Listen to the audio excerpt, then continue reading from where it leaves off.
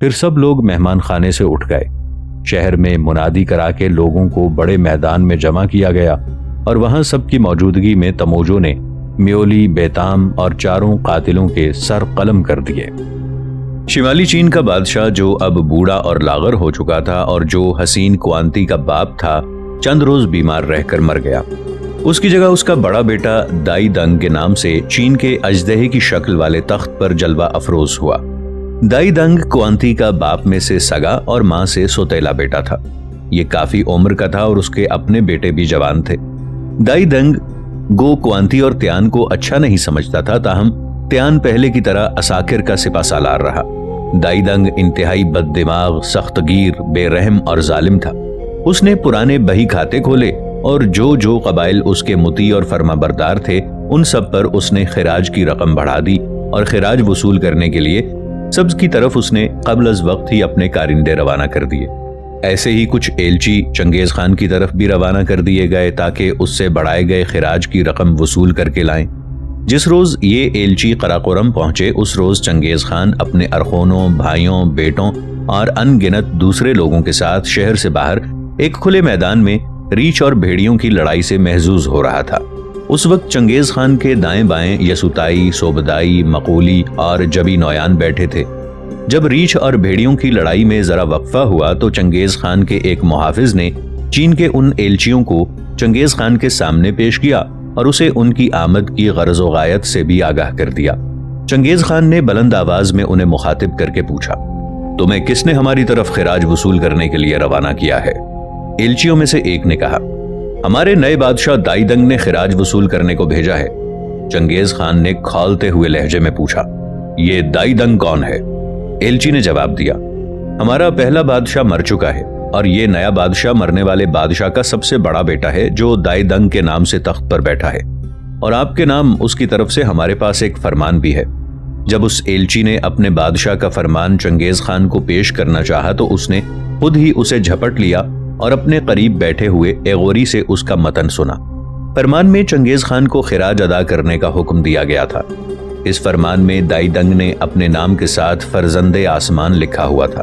بجائے اس کے کہ چنگیز خان اس فرمان کا احترام کرتا، اس نے انتہائی حقارت سے کھنکار کر تھوکا اور کہا، میں سمجھتا تھا یہ فرزند آسمان کوئی غیر معمولی انسان ہوگا، لیکن یہ دائی دنگ جیسا احمق اور بے وقوف شخص تو تخت پر بیٹھنے کے بھی قابل نہیں ہے۔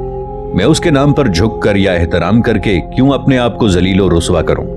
یہ کہہ کر چنگیز خان وہاں سے اٹھ کر چلا گیا۔ پھر اس نے اپنے تمام سرداروں کو اپنے مہمان خانے میں طلب کیا اور ان سے صلاح مشورے کے بعد اس نے ان ایلچیوں کو دینے کے لیے دائی دنگ کے نام یہ پیغام لکھوایا، ہمارا علاقہ اب اتنا منظم ہو چکا ہے کہ ہم جب چاہیں تاجدار زرنی کے علاقے کی سیر کر سکتے ہیں۔ کیا تاجدار زرنی کی سلطنت اتنی مستحکم ہے کہ اب وہ ہمارا مقابلہ کر سکے؟ ہم ایک ایسے لشکر کے ساتھ آئیں گے جو سمندر کے طوفانوں کی طرح بپھرتا ہوگا۔ اگر تاجدار زرنی ہمارا دوست بننا چاہتا ہے تو ہم اسے اپنے زیر سایہ اپنے علاقے پر حکومت کرنے کی اجازت دیں گے، اور اگر وہ جنگ چاہتا ہے تو یہ جنگ تب تک جاری رہے گی جب تک ہم میں سے ایک کو فتح اور دوسرے کو شکست نصیب نہ ہو۔ اس سے زیادہ شاید ہی کوئی حقارت آمیز پیغام ہو سکتا تھا۔ چنگیز خان طے کر چکا تھا کہ اب یورش کا وقت آ گیا ہے۔ جب تک بوڑھا بادشاہ زندہ تھا وہ پرانے بندہ و آقا کے رشتے کو نبھاتا رہا، لیکن دائی دنگ کے خلاف اس نے کھلم کھلا اعلان جنگ کر دیا تھا۔ دوسری طرف وہ قاصد جب شمالی چین کے مرکزی شہر کنگ میں دائی دنگ کے دربار میں پیش ہوئے اور چنگیز خان کا پیغام دیا تو دائی دنگ طیش میں آ گیا۔ اس نے اپنے مغربی سرحدوں کے سردار سے پوچھا، مغلوں کا کیا ارادہ ہے اور تم ان کے متعلق کیا اندازہ کرتے ہو؟ اس سردار نے لکھ بھیجا کہ مغل تیر بہت بنا رہے ہیں اور گھوڑے جمع کر رہے ہیں۔ یہ سن کر دائی دنگ نے سرحدوں کا دوسرا سالار مقرر کیا اور پہلے سالار کو واپس بلا کر قید میں ڈال دیا۔ اس کے ساتھ ہی دائی دنگ نے ایک لشکر مغلوں کی سرکوبی کے لیے روانہ کر دیا۔ چنگیز خان کو بھی ساری خبریں برابر اس کے جاسوس دے رہے تھے، لہٰذا وہ اپنے لشکر کے ساتھ صحرائے گوبی سے نکل کر چین کے علاقوں کی طرف کوچ کر گیا۔ اس کوچ سے چند روز قبل یسوتائی اور مقولی کا استاد لیوچسٹائی بیمار ہو کر فوت ہو گیا۔ ایک دن قسیمہ بھاگتا ہوا نیا کے کمرے میں داخل ہوا۔ قریب آ کر اس نے نیا کو بازو سے اٹھاتے ہوئے کہا، نیا जल्दी करो, उठकर मसहरी पर लेट जाओ और बीमारों की तरह कराहना शुरू कर दो। नेहा ने ताज्जुब से पूछा, खैरियत तो है, आखिर बात क्या है? कसीमा ने कहा, देखो, हमारे मुहाफिज ने अभी अभी आकर मुझे बताया है कि तुम्हारा बाप एहसान अपने एक दोस्त के यहाँ आया हुआ है। मैंने उसे ये कहकर एहसान की तरफ भेजा है कि उसे जाकर खबर दो कि नेहा सख्त बीमार है, लिहाजा वो घर आकर नेहा से मिल ले। तुम्हारी बीमारी का सुनकर वो जरूर यहाँ आएगा और तब हम उसे गिरफ्त में ले लेंगे। इसके बाद किसी मुनासिब मौके पर उसे लेकर सहराए गोबी की तरफ रवाना हो जाएंगे ताकि वादे के मुताबिक उसे यसुताई के सामने पेश कर सकें। नाजरीन, आगे बढ़ने से पहले कमेंट सेक्शन में हमें अपनी आरा से जरूर आगाह कीजिएगा कि आपको हमारी ये सीरीज कैसी लग रही है। मैं हूं ताहिर उबैद चौधरी। आइंदा आने वाली अक़साद से बाखबर रहने के लिए हमारे चैनल को सब्सक्राइब कर लें और साथ मौजूद बेल आइकॉन को जरूर क्लिक कर लें। शुक्रिया। नेहा अब पुरसुकून नजर आने लगी।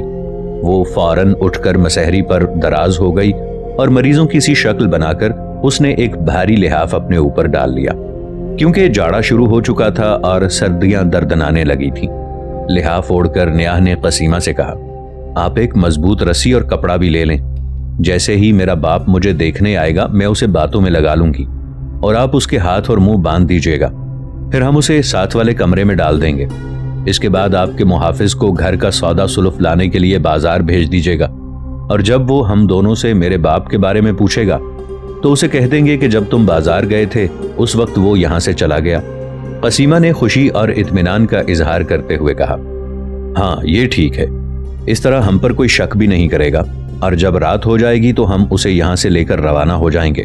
फिर दोनों मियाँ बीवी बड़ी बेचैनी से एहसान का इंतजार करने लगे। थोड़ी देर के बाद घर के मुहाफिज के हमरा नेहा का बाप एहसान घर में दाखिल हुआ।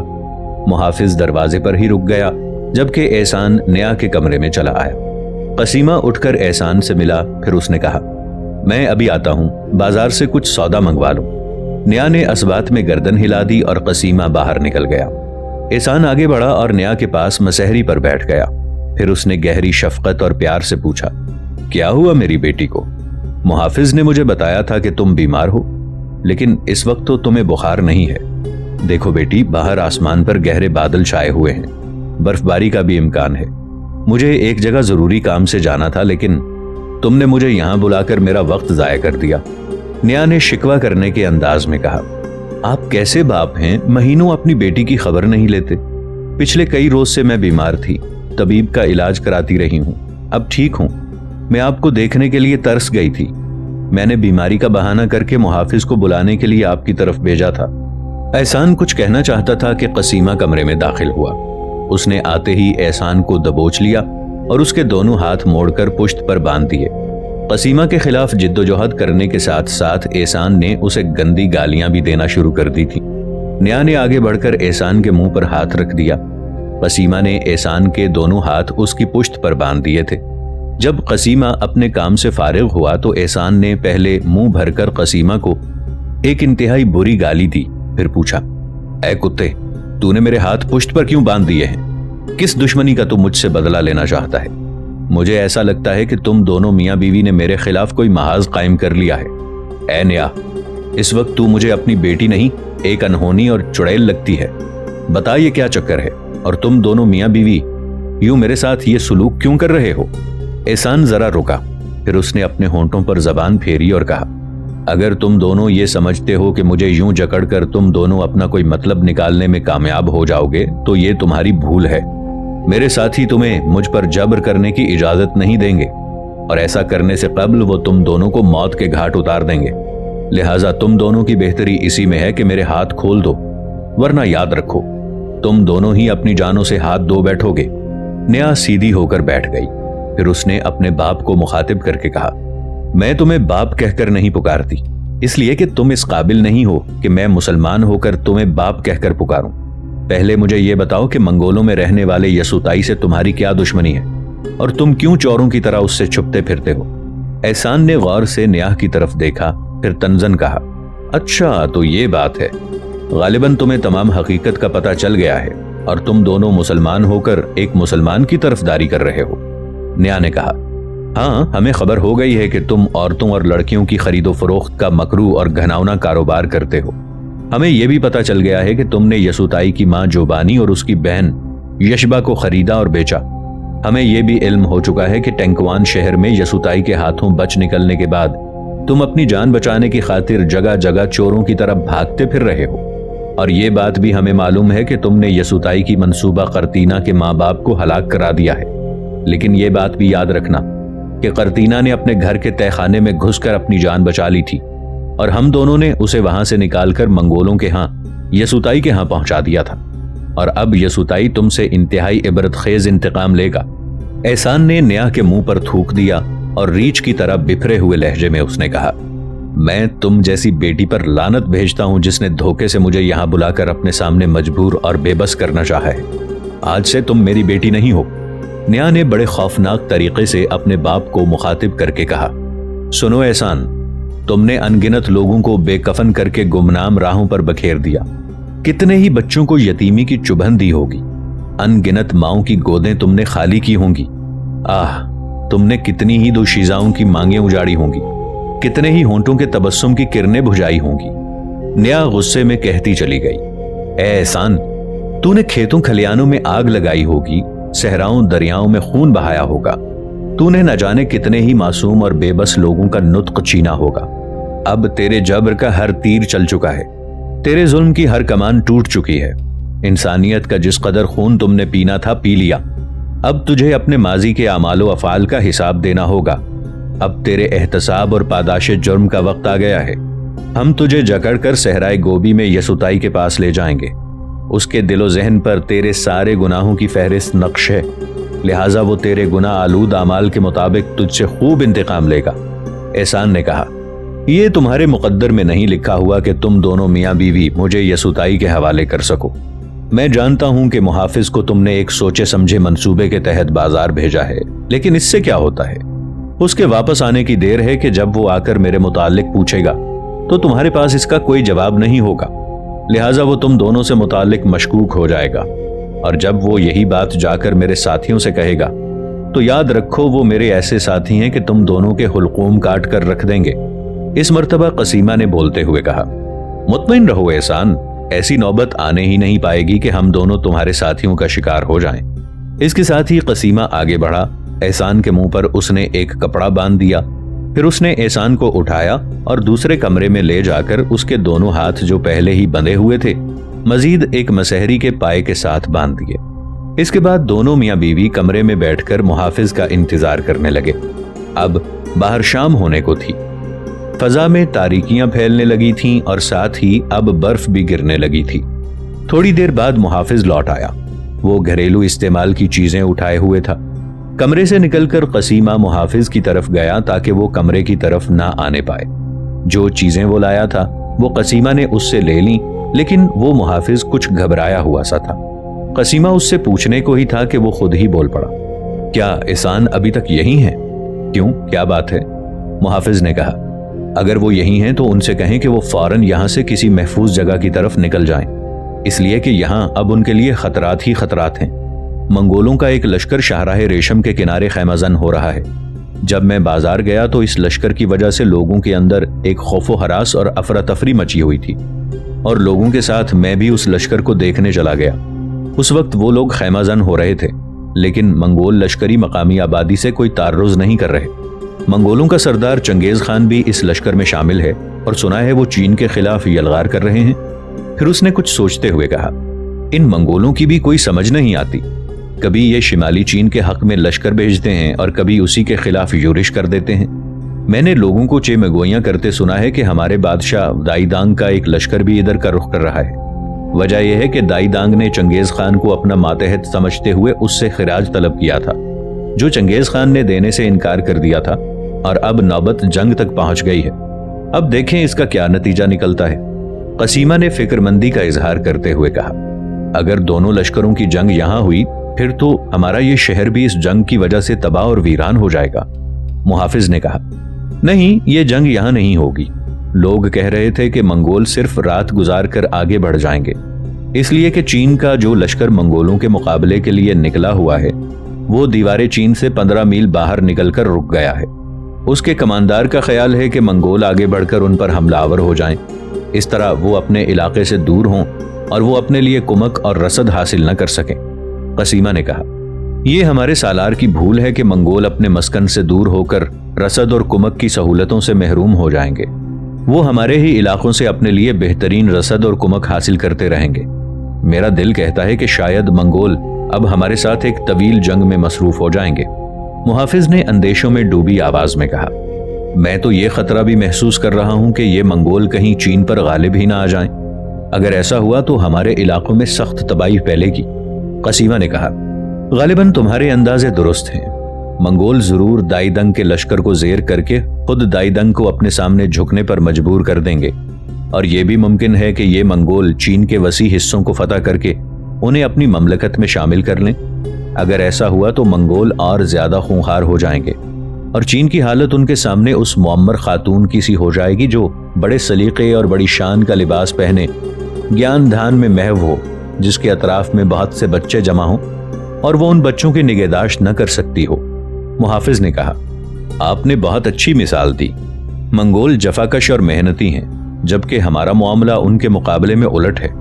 ہاں، تو میں کہہ رہا تھا کہ احسان کو فوراً یہاں سے کسی گمنام اور محفوظ جگہ کی طرف چلے جانا چاہیے، ورنہ وہ اپنی جان سے ہاتھ دھو بیٹھیں گے، اس لیے کہ منگولوں کا جو لشکر شاہراہ ریشم کے کنارے خیمہ زن ہوا ہے، لازمی بات ہے کہ یسوتائی بھی اس میں شامل ہوگا۔ احسان پر اس کے بہت سے حساب ہیں، اور کیا وہ انہیں چکانے اس طرف آئے گا نہیں؟ اور اب وہ ایسی حالت میں ہے کہ اس سے مقابلہ بھی نہیں کیا جا سکتا، کیونکہ اس کے ساتھ اس کا لشکر ہے، اور اگر وہ چاہے تو سینان شہر کو ہی جلا کر رکھ دے۔ قسیمہ نے کہا، سنو، یسوتائی ایسا نہیں کرے گا۔ وہ ایک رحم دل انسان ہے، وہ سینان شہر کو نقصان نہیں پہنچائے گا، لیکن احسان کو پھر بھی احتیاطی تدابیر ضرور کرنی چاہیے۔ اچھا سنو، احسان تھوڑی دیر پہلے یہاں بیٹھنے کے بعد جا چکا ہے۔ اب مجھے یہ علم نہیں کہ وہ اس وقت اپنے کس دوست کے ہاں ہوگا۔ تم ایسا کرو کہ اس کے سارے دوستوں اور جاننے والوں کے گھروں پر جاؤ، اور جہاں کہیں بھی وہ تمہیں ملے اس سے کہو کہ وہ فوراً رات کی تاریکی اور برف باری کو نظر انداز کر کے یہاں سے چلا جائے، اسی میں اس کی عافیت ہے۔ وگرنہ اگر وہ یسوتائی کے ہتھے چڑھ گیا تو وہ انتہائی کربناک اور ذلت کی موت مارے گا۔ اور ہاں، تمہارے جانے کے بعد میں بھی نیا کو لے کر منگولوں کے لشکر کی طرف جاتا ہوں۔ وہاں ہم دونوں یسوتائی سے ملیں گے اور اس کی منت کر کے اس سے احسان کے گناہ اور قصور معاف کرانے کی کوشش کریں گے، اور اگر یسوتائی نے اسے معاف کر دیا تو وہ یہاں حویلی کے اندر ہمارے ساتھ اپنی آئندہ زندگی پر امن اور آسائش میں گزار سکے گا، اور اسے یوں ادھر ادھر چھپنے کی ضرورت نہیں ہوگی۔ تم جانو، یسوتائی ہماری طرح مسلمان ہے، اور مجھے امید ہے وہ ہماری بات ضرور مان لے گا۔ محافظ نے قسیمہ کی اس تجویز کی بھرپور حمایت کرتے ہوئے کہا، ہاں یہ درست ہے، میں ابھی احسان کی تلاش میں نکلتا ہوں اور اسے مل کر معاملے کی نوعیت سمجھانے کی کوشش کرتا ہوں۔ اس کے ساتھ ہی وہ وہاں سے چلا گیا۔ قسیمہ تیزی سے لپک کر کمرے میں واپس آیا۔ جو چیزیں محافظ بازار سے خرید کر لایا تھا وہ اس نے کمرے کے ایک کونے میں ڈال دیں۔ نیاہ نے پوچھا، آپ نے اتنی دیر کیوں کر دی؟ قسیمہ نے جواب دیا، میں جان بوجھ کر ایسا کر رہا تھا تاکہ اس کے ساتھ باتوں کے دوران سورج غروب ہو جائے اور تاریکی پھیل جائے، اور اے نیاہ، تم دیکھتی ہو کہ ایسا ہو چکا ہے۔ سنو، قدرت ہم پر مہربان ہے، اب ہمیں یسوتائی کے پاس نہیں جانا پڑے گا، بلکہ وہ خود چل کر ہمارے پاس آ گیا ہے۔ نیاہ نے کہا، میں سمجھی نہیں، آپ کیا کہنا چاہ رہے ہیں؟ اگر یسوتائی خود یہاں آ گیا ہے تو اس وقت کہاں ہے؟ اور محافظ کو اس وقت آپ نے کہاں بھیج دیا ہے؟ قسیمہ نے اس کے پاس بیٹھتے ہوئے کہا، سنو نیاہ، چنگیز خان اپنے لشکر کے ساتھ چین پر حملہ آور ہو رہا ہے۔ اس کا لشکر اس وقت ہمارے شہر سے باہر شاہراہ ریشم پر خیمہ زن ہوا ہے۔ یقینی بات ہے کہ یسوتائی بھی اس لشکر میں شامل ہوگا، لہٰذا آؤ ہم احسان کو لے کر اس کے پاس چلیں۔ میں سمجھتا ہوں خدائے بزرگ و برتر نے ہماری مشکلیں آسان کر دی ہیں کہ ہمیں یسوتائی سے ملنے کے لیے صحرائے گوبی کی طرف نہیں جانا پڑا۔ آؤ اس رات کی تاریکی میں برف باری سے فائدہ اٹھاتے ہوئے احسان کو لے کر یسوتائی کے سامنے پیش کر کے اپنے فرض سے سبکدوش ہو جائیں۔ نیاہ نے پریشانی سے کہا، لیکن محافظ اس وقت کہاں ہے؟ اسے اس کا علم نہیں ہونا چاہیے۔ قسیمہ نے کہا، تم اس کی فکر نہ کرو، اس نے مجھ سے احسان کے بارے میں پوچھا تھا، میں نے اسے بتایا کہ تمہاری غیر موجودگی میں احسان یہاں سے چلا گیا ہے۔ اسی نے مجھے خبر دی ہے کہ منگولوں کا لشکر شاہراہ ریشم کے کنارے خیمہ زن ہے۔ میں نے اسے کہا ہے کہ چونکہ یسوتائی بھی لشکر میں شامل ہوگا، لہٰذا اس کی طرف سے احسان کو خطرہ ہے۔ میں نے اسے مزید کہا ہے کہ وہ احسان کے سارے دوستوں کی طرف جائے اور جہاں بھی احسان اسے ملے وہ اسے کہے کہ اسے یسوعائی کی طرف سے خطرہ ہے، لہٰذا وہ فوراً یہاں سے نکل کر کسی گمنام اور محفوظ جگہ پر چلا جائے۔